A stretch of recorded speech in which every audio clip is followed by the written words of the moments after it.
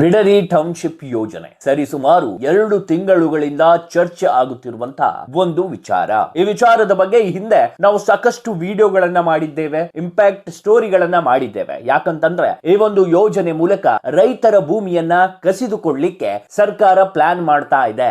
ಇದು ತಪ್ಪು ಅನ್ನೋ ರೀತಿಯಾಗಿ ನಾವು ಹೇಳಿದ್ವಿ. ಬಿಡದಿ ಟೌನ್ಶಿಪ್ ಯೋಜನೆಗಳಲ್ಲಿ ಒಂದಿಷ್ಟು ಬೆಳವಣಿಗೆಗಳು ಈಗ ನಮ್ಗೆ ಕಾಣಸಿಗ್ತಾ ಇರುವಂತದ್ದು. ಹಾಗಾದ್ರೆ ಆ ಬೆಳವಣಿಗೆ ಏನು? ಡಿ.ಕೆ. ಶಿವಕುಮಾರ್ ಅವರು ತಮ್ಮ ನಿರ್ಧಾರವನ್ನ ಪದೇ ಪದೇ ಬದಲಾಯಿಸುತ್ತಿರುವುದು ಯಾಕೆ? ಆದ್ರೆ ಟೌನ್ಶಿಪ್ ಯೋಜನೆ ಮಾಡೇ ಮಾಡ್ತೀವಿ ಅನ್ನೋ ನಿರ್ಧಾರವನ್ನ ದೃಢವಾಗಿ ಹೇಳ್ತಾ ಇದ್ದಾರೆ. ಹಾಗಾದ್ರೆ ಏನೇನ್ ಆಗ್ತಿದೆ, ಯಾಕೆ ಇಷ್ಟು ಗಲಾಟೆ ಆಗ್ತಿದೆ, ಇದೆಲ್ಲದರ ಕುರಿತಾದಂತಹ ಕಂಪ್ಲೀಟ್ ಡೀಟೇಲ್ಸ್ ಅನ್ನ ನಾನು ನನ್ನ ಇಂದಿನ ಈ ವಿಡಿಯೋದಲ್ಲಿ ಕೊಡ್ತೇನೆ. ನೀವಿನ್ನು ನಮ್ಮ ಚಾನೆಲ್ ಅನ್ನ ಸಬ್ಸ್ಕ್ರೈಬ್ ಆಗದಿದ್ದಲ್ಲಿ ಸಬ್ಸ್ಕ್ರೈಬ್ ಆಗಿ, ಹಾಗೆ ಬೆಲ್ ಐಕನ್ ಕ್ಲಿಕ್ ಮಾಡೋ ಮೂಲಕ ನೋಟಿಫಿಕೇಶನ್ ಅನ್ನ ಪಡೆಯಿರಿ. ಬಿಡದಿ ಟೌನ್ಶಿಪ್ ಯೋಜನೆ ನಿಮ್ಮೆಲ್ಲರಿಗೂ ಗೊತ್ತಿರೋ ಹಾಗೆ ಬಿಡದಿಯಲ್ಲಿ ಒಂದು ಟೌನ್ಶಿಪ್ ಯೋಜನೆಯನ್ನ ಮಾಡೋದು, ಐಟಿ-ಬಿಟಿ ಕಂಪನಿಗಳನ್ನ ತರಲಿಕ್ಕೆ ಸರ್ಕಾರ ಪ್ಲಾನ್ ಮಾಡಿತ್ತು. ಈ ಪ್ಲಾನ್ ಅನ್ನ ಡಿ.ಕೆ. ಶಿವಕುಮಾರ್ ಸಿಎಂ ಆಗೋದಕ್ಕೂ ಮುಂಚೆನೆ ಮಾಡಿದ್ರು. ಆದ್ರೆ ಸಿಎಂ ಆದ ಬಳಿಕ ಇದನ್ನ ನಾನು ಮಾಡೇ ಮಾಡ್ತೀನಿ ಅನ್ನುವಂತಹ ಒಂದು ದೃಢ ಸಂಕಲ್ಪವನ್ನ ಮಾಡಿದ್ರು. ಆದ್ರೆ ಬಿಡದಿಯ ರೈತರು ಏನಿದ್ದಾರೆ ಈ ಒಂದು ಯೋಜನೆಗೆ ತುಂಬಾನೇ ವಿರೋಧ ವ್ಯಕ್ತಪಡಿಸಿದ್ದಾರೆ. ಆ ವಿರೋಧ ದಿನೇ ದಿನೇ ತಾರಕಕ್ಕೇರ್ತಾ ಇದೆ. ಯಾಕೆ ಆ ವಿರೋಧ ತಾರಕಕ್ಕೇರ್ತಾ ಇದೆ ಅಂತಂದ್ರೆ, ಹಸಿರು ಭೂಮಿಯನ್ನ ಇವರು ನೆಲಸಮ ಮಾಡಿ ಅಲ್ಲಿ ಐಟಿ ಸಿಟಿ ಮಾಡ್ಲಿಕ್ಕೆ ಹೊರಟಿರುವಂತದ್ದು. ಈ ಒಂದು ಕಾರಣಕ್ಕೆ ರೈತರು ಇದನ್ನ ವಿರೋಧಿಸ್ತಾ ಇರುವಂತದ್ದು. ಯಾಕಂತಂದ್ರೆ ರೈತರಿಗೆ ಇದರಿಂದ ತುಂಬಾನೇ ತೊಂದರೆ ಆಗ್ತದೆ. ಯಾಕೆ ಕೇಳಿದ್ರೆ, ಅವರು ಜಮೀನನ್ನ ಬಿಟ್ಕೊಡ್ಬೇಕು, ದುಡ್ಡು ಕೊಡ್ಬೋದು, ಆದ್ರೆ ಅವರು ಫಲವತ್ತಾದ ಜಮೀನನ್ನ ಐಟಿ ಸಿಟಿ ಮಾಡೋಕೆ ಬಿಟ್ಟುಕೊಡೋದ್ರಿಂದ ಅವರಿಗೆ ಮುಂಬರುವ ದಿನಗಳಲ್ಲಿ ಕೃಷಿ ವಿಚಾರಕ್ಕೆ ಹೆಚ್ಚು ತಲೆ ಕೆಡಿಸಿಕೊಳ್ಳುವಂತಹ ಯಾವುದೇ ಸಂದರ್ಭಗಳು ಸೃಷ್ಟಿಯಾಗ್ಲಿಕ್ಕಿಲ್ಲ. ಹಾಗಾಗಿ ಏನಾಗ್ತಿದೆ ಅಂತಂದ್ರೆ, ನಮ್ಮ ಫಲವತ್ತಾದ ಭೂಮಿಯನ್ನ ನಮಗೆ ಕೊಟ್ಟು ಬಿಡಿ, ನೀವು ಟೌನ್ಶಿಪ್ ಯೋಜನೆಯನ್ನ ಬೇರೆ ಕಡೆ ಮಾಡ್ಕೊಳ್ಳಿ, ನಾವು ಈ ಯೋಜನೆಯನ್ನ ಮಾಡ್ಲಿಕ್ಕೆ ಬಿಡೋದಿಲ್ಲ, ಇದು ನಮ್ಮ ಪಿತ್ರಾರ್ಜಿತ ಆಸ್ತಿ, ಅದನ್ನ ನಾವು ಸುಖ ಸುಮ್ಮನೆ ಒಂದು ದುಡ್ಡಿಗೋಸ್ಕರ ಮಾಡ್ಲಿಕ್ಕೆ ನಾವು ರೆಡಿ ಇಲ್ಲ ಅನ್ನೋದಾಗಿ ಒಂದಿಷ್ಟು ರೈತರು ವಾದ ಮಾಡ್ತಾ ಇರೋದು. ಇನ್ನೊಂದಿಷ್ಟು ರೈತರು ಇಲ್ಲ, ನಾವು ಕೊಡ್ತೇವೆ, ನಮಗೆ ದುಡ್ಡು ಕೊಟ್ರೆ ನಾವು ಕೊಡ್ತೇವೆ ಅನ್ನೋ ರೀತಿಯಾಗಿಯೂ ಹೇಳ್ತಾ ಇರುವಂತದ್ದು. ಈ ನಡುವೆ ಯಾರು ಇದಕ್ಕೆ ವಿರೋಧ ಮಾಡ್ತಿದ್ದಾರೆ ಅವರು ಒಂದ್ ಹೆಜ್ಜೆ ಮುಂದೆ ಹೋಗಿ ಪ್ರತಿಭಟನೆಗಳನ್ನ ಮಾಡ್ತಾ ಇರುವಂತದ್ದು. ಈ ಹಿಂದೆ ಅಧಿಕಾರಿಗಳು ಸ್ಪಾಟ್ ಇನ್ಸ್ಪೆಕ್ಷನ್ ಗೆ ಹೋದಾಗ ಪೊರಕೆಯಲ್ಲಿ ಅಧಿಕಾರಿಗಳಿಗೆ ಹೊಡೆದಿರುವಂತದ್ದು ನೋಡಿ. ಜನರು ಎಷ್ಟು ರೊಚ್ಚಿಗಿದ್ದಾರೆ ಅಂತಂದ್ರೆ, ಈ ಯೋಜನೆಯನ್ನ ತರಲಿಕ್ಕೆ ಜನರ ಒಪ್ಪಿಗೆ ಇಲ್ಲ, ಅದರಲ್ಲೂ ರೈತರ ಒಪ್ಪಿಗೆ ಇಲ್ಲ. ಇದನ್ನ ಗೊತ್ತಿದ್ರು ಕೂಡ ಡಿ.ಕೆ. ಶಿವಕುಮಾರ್ ಅವರು ತಮ್ಮ ಹಠವನ್ನ ಬಿಡದೆ ಈ ಒಂದು ಯೋಜನೆಯನ್ನ ತರಲಿಕ್ಕೆ ಹೊರಟಿರುವಂತದ್ದು. ಇದರ ನಡುವೆ ಇದನ್ನ ಸಿಕ್ಕಾಪಟ್ಟೆ ವಿರೋಧ ಮಾಡಿದ್ದು ಕುಮಾರಸ್ವಾಮಿ ಅವರು. ಯಾಕಂತಂದ್ರೆ ಅಲ್ಲಿ ರೈತರಿಗೆ ತೊಂದರೆ ಆಗ್ತದೆ ಅನ್ನೋ ರೀತಿಯಾಗಿ ಕುಮಾರಸ್ವಾಮಿ ಅವರು ವಾದವನ್ನ ಮಾಡಿದ್ರು.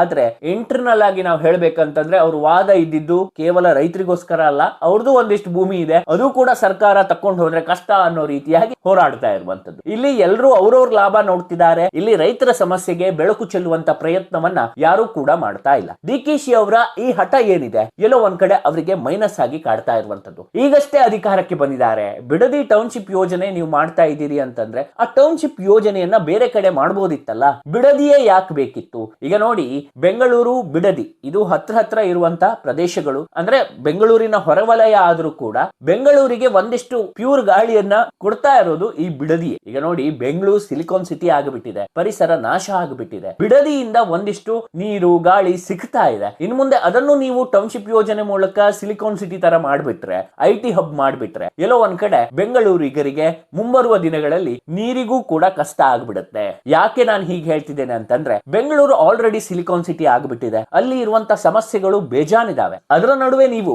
ಬೆಂಗಳೂರಿನ ಹೊರವಲಯ ಬಿಡದಿಯಲ್ಲಿ ಈ ತರದ ಟೌನ್ಶಿಪ್ ಯೋಜನೆಯನ್ನ ಮಾಡಿದಾಗ ಎಲ್ಲೋ ಒಂದ್ ಕಡೆ ಆ ಒಂದು ಬಿಡದಿಯ ಹಸಿರು ಸೌಂದರ್ಯ ಕೂಡ ಹಾಳಾಗ್ಬಿಡುತ್ತೆ, ಪರಿಸರ ನಾಶ ಆಗ್ಬಿಡುತ್ತೆ.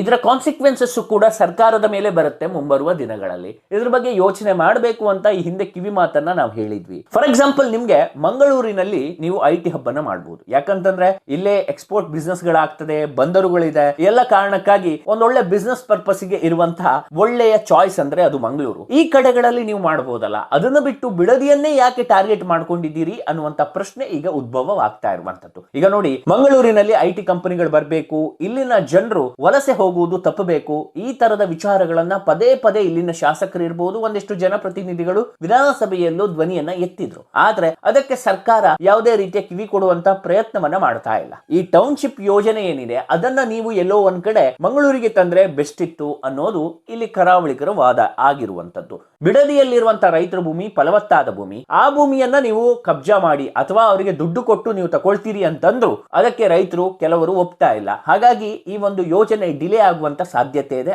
ಆದ್ರೆ ಯೋಜನೆಯೊಂದನ್ನ ಮಾಡೇ ಮಾಡ್ತೀನಿ ಅಂತ ಈಗ ಡಿ ಕೆ ಶಿವಕುಮಾರ್ ಅವರು ಹೊರಟಿರುವಂತದ್ದು. ಇದರ ನಡುವೆ ಏನು ಅಧಿಕಾರಿಗಳಿಗೆ ಪೊರಕೆ ಸೇವೆ ಮಾಡಿ ಹೊಡೆದಿದ್ರು, ಇದೀಗ ಡಿ ಕೆ ಶಿವಕುಮಾರ್ ಹೇಳ್ತಾ ಇರೋದೇನಂತಂದ್ರೆ, ನೀವು ಅಧಿಕಾರಿಗಳಿಗೆ ಹೊಡಿಬೇಡಿ, ನಿಮ್ಗೆ ಏನಾದ್ರೂ ಬೇಸರ ಇದ್ರೆ ಕೋಪ ಇದ್ರೆ ನನ್ನ ಮೇಲೆ ಹೊಡೀರಿ, ಆದ್ರೆ ಹೊಡೆಯುವಾಗ ಯಾಕೆ ಹೊಡಿತೀರಿ ಅಂತ ಹೊಡೀರಿ ಅನ್ನೋ ರೀತಿಯಾಗಿ ಹೇಳಿರುವಂತದ್ದು. ಇಲ್ಲಿ ನೋಡಿ, ಡಿ ಕೆ ಶಿವಕುಮಾರ್ ಅವರು ಈಗ ಹೇಳ್ತಿರುವಂತ ಈ ಎಲ್ಲ ಕಥೆಗಳೇನಿದೆ ನೋಡಿ, ಇದನ್ನ ಫಸ್ಟ್ ಗೆ ಹೇಳಬೇಕಿತ್ತು. ಒಂದೇನಂತಂದ್ರೆ, ಡಿ ಕೆ ಶಿವಕುಮಾರ್ ಅವರು ಈಗ ಹೇಳ್ತಿದ್ದಾರೆ ಯಾರಿಗಿಷ್ಟ ಇಲ್ಲ ಭೂಮಿ ಕೊಡ್ಲಿಕ್ಕೆ ಅವ್ರ ಭೂಮಿಯನ್ನ ನಾವು ಟಚ್ ಮಾಡಲ್ಲ ಅಂತ. ಈಗ ಡಿ ಕೆ ಶಿವಕುಮಾರ್ ಅವರು ಹೇಳ್ತಿರೋದೇನಂತಂದ್ರೆ, ಯಾರಿಗೆ ಭೂಮಿ ಕೊಡ್ಲಿಕ್ಕೆ ಇಷ್ಟ ಇಲ್ಲ ಅವರ ಭೂಮಿಗಳನ್ನ ನಾವು ಟಚ್ ಮಾಡಲ್ಲ, ಯಾರು ಕೊಡ್ಲಿಕ್ಕೆ ಇಷ್ಟ ಇದೆ ಅವ್ರ ಭೂಮಿಗಳನ್ನ ಮಾತ್ರ ಟಚ್ ಮಾಡ್ತೇವೆ ಅನ್ನೋ ರೀತಿಯಾಗಿ ಹೇಳ್ತಾ ಇರ್ಬೋದು. ಮುಂಚೆ ಏನ್ ಹೇಳಿದ್ರಿ, ನಾವು ಇಂತಿಷ್ಟು ದುಡ್ಡನ್ನ ಕೊಡ್ತೇವೆ, ನೀವು ಭೂಮಿಯನ್ನು ಕೊಡ್ಬೇಕಷ್ಟೇ ಅನ್ನೋ ರೀತಿಯಾಗಿ ಹೇಳಿದ್ರಿ. ಈಗ ಅದನ್ನ ಚೇಂಜ್ ಮಾಡ್ತಾ ಇದ್ದೀರಿ. ಹಾಗೆ ಈಗ ನಾವು ರೆಡ್ ಝೋನ್ ಅನ್ನ ನಾವು ಟಚ್ ಮಾಡಲ್ಲ, ರೆಡ್ ಝೋನ್ ಏರಿಯಾಗಳನ್ನ ನಾವು IT ಕಂಪನಿ ಅಥವಾ IT ಹಬ್ ಮಾಡ್ಲಿಕ್ಕೆ ತೆಗೆದುಕೊಳ್ಳಲ್ಲ ಅನ್ನೋ ರೀತಿಯಾಗಿ ಈಗ ಹೇಳ್ತಾ ಇರುವಂತದ್ದು. ಇದರ ನಡುವೆ ಒಂದು ದೊಡ್ಡ ಸ್ಕ್ಯಾಮ್ ಕೂಡ ನಡೀತಾ ಇದೆ ಈಗ ಬಿಡದಿಯಲ್ಲಿ. ಯಾಕೆ ಈ ಸ್ಕ್ಯಾಮ್ ನಡೀತಿದೆ ಅಂತ ಹೇಳ್ತಿದ್ದೇನೆ ಅಂತಂದ್ರೆ, ಒಂದು ಬಲವಾದಂತಹ ಒಂದು ವಿಚಾರ ಈಗ ಹೊರ ಬರ್ತಾ ಇರುವಂತದ್ದು. ಈ ಹಿಂದೆ ರೈತರ ಭೂಮಿ ಎಷ್ಟಿದೆ, ಸರ್ಕಾರಿ ಭೂಮಿ ಎಷ್ಟಿದೆ ಅನ್ನೋದನ್ನ ಒಂದಿಷ್ಟು ರಿಪೋರ್ಟ್ ಗಳನ್ನ ಕೊಟ್ಟಿತ್ತು. ಅದರಲ್ಲಿ ಈ ಹಿಂದೆ ಇದ್ದಿದ್ದು ಸರ್ಕಾರಿ ಭೂಮಿ 2600 ಎಕರೆ. ಐ ರಿಪೀಟ್, 2600 ಎಕರೆ.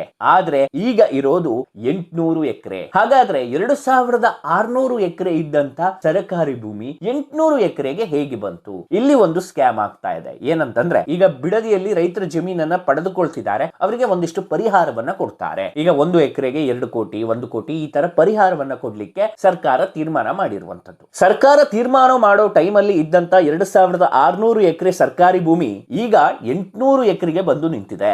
ಏನಾಗ್ತಿದೆ ಅಂತಂದ್ರೆ, ಒಂದಿಷ್ಟು ಜನ ಸರ್ಕಾರಿ ಭೂಮಿಯನ್ನ ಸ್ವಾಧೀನಪಡಿಸಿಕೊಂಡು ಆ ಭೂಮಿಯನ್ನ ನಮ್ಮ ಭೂಮಿ ಅಂತ ಹೇಳಲಿಕ್ಕೆ ಹೊರಟಿದ್ದಾರೆ. ಅದರಲ್ಲಿ ಶಾಸಕರ ಇನ್ವಾಲ್ವ್ಮೆಂಟ್ ಕೂಡ ಇದೆ. ಈಗ ನೋಡಿ, 2600 ಎಕರೆ ಸರ್ಕಾರಿ ಭೂಮಿ ಏನಿದೆ ಅದಕ್ಕೆ ಅಮೌಂಟ್ ಬರೋದಿಲ್ಲ. ನೀವು ಅದನ್ನ ನಿಮ್ಮ ಸ್ವಾಧೀನಕ್ಕೆ ಮಾಡ್ಕೊಂಡ್ರೆ, ಅರ್ಜಿಗಳನ್ನ ಸಲ್ಲಿಸಿ ನಿಮ್ಮ ಸ್ವಾಧೀನಕ್ಕೆ ಮಾಡ್ಕೊಂಡ್ರೆ ಆವಾಗ ಅಮೌಂಟ್ ಬರುತ್ತೆ. ಅದಕ್ಕೆ ಅಲ್ಲಿನ ಸ್ಥಳೀಯ ನಾಯಕರು ಸಪೋರ್ಟ್ ಮಾಡಿಕೊಂಡು ಆ ಭೂಮಿಯನ್ನ ಒಳಗೆ ಹಾಕೊಂಡು ಅದರ ಮೂಲಕ ಒಂದಿಷ್ಟು ದುಡ್ಡು ಮಾಡ್ಲಿಕ್ಕೆ ಹೊರಟಿದ್ದಾರೆ. ಇದರ ಬಗ್ಗೆ ಸರ್ಕಾರ ಸ್ಪಷ್ಟೀಕರಣ ಕೊಡಬೇಕು. ಯಾಕಂತಂದ್ರೆ 2600 ಎಕರೆ ಇದ್ದಂತ ಸರ್ಕಾರಿ ಭೂಮಿ ಈಗ 800 ಎಕರೆಗೆ ಬಂದು ಕೂತಿದೆ ಅಂತಂದ್ರೆ ಅಲ್ಲಾಗಿರೋದು ಏನು? ಭೂಮಿ ಕಬ್ಜಾ ಮಾಡಿರೋದು ಯಾರು? ಯಾಕೆ ಈ ತರದ ಒಂದು ದಂಧೆಯನ್ನ ಮಾಡ್ತಾ ಇದ್ದಾರೆ? ಇದೆಲ್ಲದರ ಕುರಿತಾಗಿ ಸರ್ಕಾರ ತನಿಖೆಯನ್ನ ಮಾಡಬೇಕು. ಬಿಡದಿ ಟೌನ್ಶಿಪ್ ಯೋಜನೆ ತರೋದೊಂದೇ ನಿಮ್ಮ ಉದ್ದೇಶ ಅಲ್ಲ.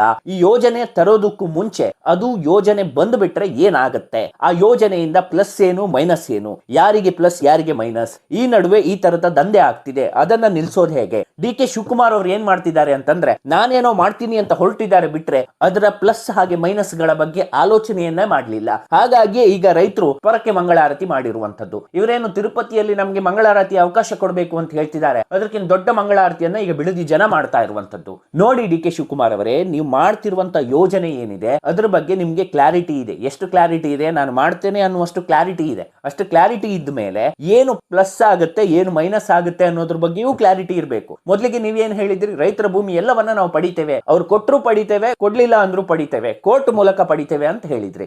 ಈಗ ರೈತರು ಯಾರು ಸ್ವ ಇಚ್ಛೆಯಿಂದ ಕೊಡ್ತಾರೋ ಅವ್ರದ್ದು ಮಾತ್ರ ನಾವು ಪಡಿತೇವೆ ಅಂತ ಹೇಳ್ತಿದ್ದೀರಿ. ನೋಡಿ, ಈಗ ನೀವು ಬುದ್ಧಿ ಕಲಿತಂತೆ ಕಾಣ್ತಾ ಇದೆ. ಈ ವಿಚಾರವನ್ನ ಮೊದಲೇ ಹೇಳಿದ್ರೆ ಯಾರಿಗಿಷ್ಟ ಇತ್ತು ಅವ್ರ ಭೂಮಿಯನ್ನ ಕೊಡ್ತಾ ಇದ್ರು. ನಿಮಗೆ ಎಷ್ಟು ಅದರಲ್ಲಿ ಭೂಮಿ ಬೇಕು, ಆ ಭೂಮಿಯಲ್ಲಿ ಎಷ್ಟು ಮಾಡ್ಲಿಕ್ಕಾಗತ್ತೆ ಅಷ್ಟು ಬಿಡದಿ ಟೌನ್ಶಿಪ್ ಯೋಜನೆಯನ್ನ ಮಾಡಬಹುದಿತ್ತು. ನೀವ್ ಏನ್ ಮಾಡ್ತಿದ್ದೀರಿ ಗೊತ್ತಾ? ನಿಮ್ಮ ಈ ಏನು ಉಡಾಫೆತನ ಏನಿದೆ, ನಾನು ಮಾಡೇ ಮಾಡ್ತೀನಿ ಅನ್ನುವಂತ ಹಠ ಏನಿದೆ, ಆ ಕಾರಣಕ್ಕಾಗಿ ಅದು ನಿಮ್ಗೆ ಮೈನಸ್ ಆಗ್ತಾ ಇರುವಂತದ್ದು. ಬಿಡದಿ ಟೌನ್ಶಿಪ್ ಯೋಜನೆಯನ್ನ ನೀವು ಮಾಡ್ತೀರಿ ಅಥವಾ ಬಿಡದಿ ಟೌನ್ಶಿಪ್ ಯೋಜನೆ ಮೂಲಕ ಏನೋ ಒಂದು ಅಭಿವೃದ್ಧಿ ಮಾಡ್ಲಿಕ್ಕೆ ಹೊರಟಿದ್ದೀರಿ, ಅದನ್ನ ಮಾಡುವಾಗ ಒಂದಿಷ್ಟು ಬರಡು ಭೂಮಿಯನ್ನೇ ಆಯ್ಕೆ ಮಾಡ್ಕೊಳ್ಬಹುದಿತ್ತು. ಕೃಷಿ ಭೂಮಿಯನ್ನ ಆಯ್ಕೆ ಮಾಡಿಕೊಳ್ಳುವಂತಹ ಆ ಒಂದು ಸಂದಿಗ್ಧ ಪರಿಸ್ಥಿತಿಗೆ ನೀವು ಯಾಕೆ ಬಂದ್ರಿ ಅನ್ನೋದೇ ನಮಗಿರುವಂತ ಕ್ವಶನ್. ಈಗ ಯಾಕೆ ಕೇಳಿದ್ರೆ, ನೀವು ಯೋಜನೆಯನ್ನ ಮಾಡ್ತೀರಿ, ಮತ್ತೊಂದು ಮಾಡ್ತೀರಿ, ಅದೆಲ್ಲವೂ ಓಕೆ. ಆದ್ರೆ ಯೋಜನೆ ಮಾಡುವಾಗ ಈ ಟೌನ್ಶಿಪ್ ಯೋಜನೆಗೆ ಬರಡು ಭೂಮಿ, ಯೋಗ್ಯವಾದ ಭೂಮಿ, ಅಲ್ಲಿ ಹಸಿರಿರಲ್ಲ, ಅಲ್ಲಿ ಬೆಳಿಲಿಕ್ಕಾಗಲ್ಲ, ನೀವು ಅಲ್ಲಿ ಬೇಕಾದ್ರೆ ಟೌನ್ಶಿಪ್ ಯೋಜನೆ ಮಾಡಿ. ಈಗ ಹಸಿರು ಭೂಮಿ ಇರುವಂತ ಕಡೆಗಳಲ್ಲಿ, ನೀರ್ ಸಿಗುವಂತ ಕಡೆಗಳಲ್ಲಿ ನೀವು ಟೌನ್ಶಿಪ್ ಯೋಜನೆ ಮಾಡಿಕೊಂಡು ರೈತರ ಹೊಟ್ಟೆ ಮೇಲೆ ಯಾಕೆ ಹೊಡಿತಿದ್ದೀರಿ? ರೈತರ ಹೊಟ್ಟೆ ಮೇಲೆ ಹೊಡೆಯುವಂತ ಕೆಲಸಕ್ಕೆ ಯಾಕೆ ಕೈ ಹಾಕ್ತಾ ಇದ್ದೀರಿ? ಇದು ಒಳ್ಳೆಯ ಬೆಳವಣಿಗೆ ಅಲ್ಲ. ಇನ್ನಾದ್ರೂ ನೀವು ಪಾಠ ಕಲೀರಿ. ಈಗ ಏನ್ ಹೇಳಿದ್ದೀರಿ, ರೈತರು ಯಾರು ಭೂಮಿ ಕೊಡ್ತಾರೆ ಅವ್ರದ್ದು ಮಾತ್ರ ತಗೊಳ್ತೇವೆ, ಉಳಿದವರು ಅಲ್ಲಿ ಅಲ್ಲಿ ಕೃಷಿ ಮಾಡ್ಕೊಂಡಿರ್ಲಿ ಅಂತ. ಯಾಕಂತಂದ್ರೆ ನೀವು ಒಂದಿಷ್ಟು ಭೂಮಿಯನ್ನ ನೆಲಸಮ ಮಾಡಿಬಿಡ್ತೀರಿ, ಅಲ್ಲಿ ನೆಲಸಮ ಮಾಡಿದಾಗ IT ಹಬ್ಬ ಆಗ್ಬಿಡುತ್ತೆ. IT ಹಬ್ಬ ಆದಾಗ ಆಟೋಮೆಟಿಕ್ಲಿ ಅಲ್ಲಿರುವಂತ ಇನ್ನಿತರ ಭೂಮಿಗಳಿಗೂ ಅದು ಎಫೆಕ್ಟ್ ಆಗುತ್ತೆ, ಅಲ್ಲಿ ಬೆಳೆ ಬೆಳಿಲಿಕ್ಕೆ ಆಗಲ್ಲ.